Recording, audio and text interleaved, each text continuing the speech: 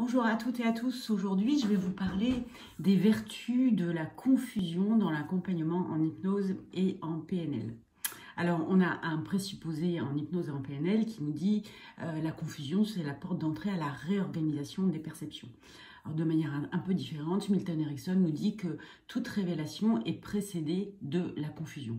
Alors ça reprend un petit peu les 4 cadrans de l'apprentissage, en tout cas les 4 étapes de l'apprentissage, qui nous disent qu'on commence par être inconsciemment incompétent, puis on devient consciemment incompétent, et troisième étape, on est consciemment compétent, et puis à la fin, on devient inconsciemment compétent. Si on fait un parallèle, par exemple, avec l'apprentissage de la conduite, bon, au départ, on est inconsciemment incompétent, on ne sait même pas que les voitures existent, puis quand on sait que ça existe et qu'on aimerait les conduire, on devient donc consciemment incompétent, on ne sait pas conduire. Quand on est dans la phase d'apprentissage de la conduite, on est consciemment compétent. On réfléchit à tout ce qu'on doit faire pour pouvoir conduire de manière correcte.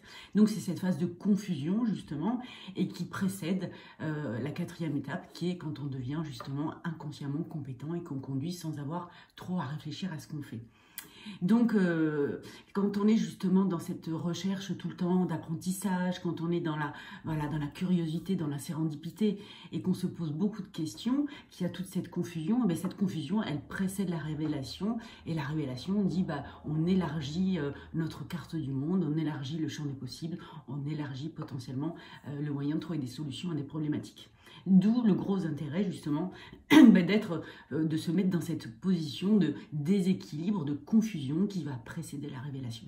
Ça, c'est une des premières vertus, me semble-t-il, de la confusion.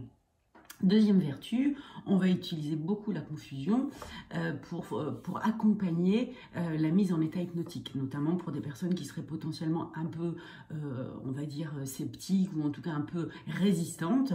Eh bien, on va saturer le conscient de ce sujet avec justement des phrases qui vont être confusionnantes et qui vont l'aider en quelque sorte à lâcher prise, puisque le conscient sera tellement saturé d'informations qu'il va lâcher prise et ça va laisser donc la porte ouverte pour accéder justement à son inconscient.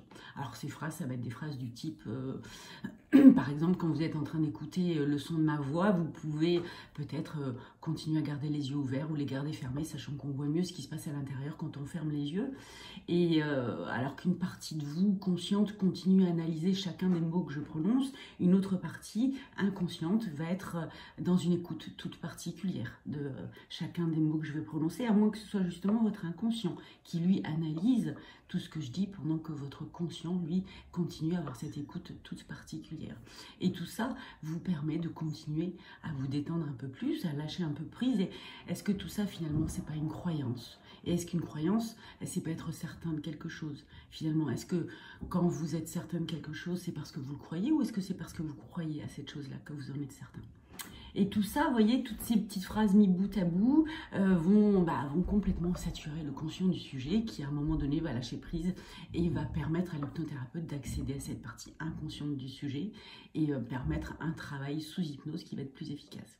Voilà, selon moi, les 2 grandes vertus, en tout cas de la confusion, quand on accompagne en hypnose et en PNL. J'espère ne pas vous avoir trop confusionné pendant cette vidéo et que vous serez toujours alerte pour pouvoir la partager, la liker. Et puis sur ce, moi je vous dis à très vite pour de nouvelles vidéos. Vous ne pouvez pas me dire que vous n'êtes pas certain de ne pas avoir décroché quelques secondes, n'est-ce pas ?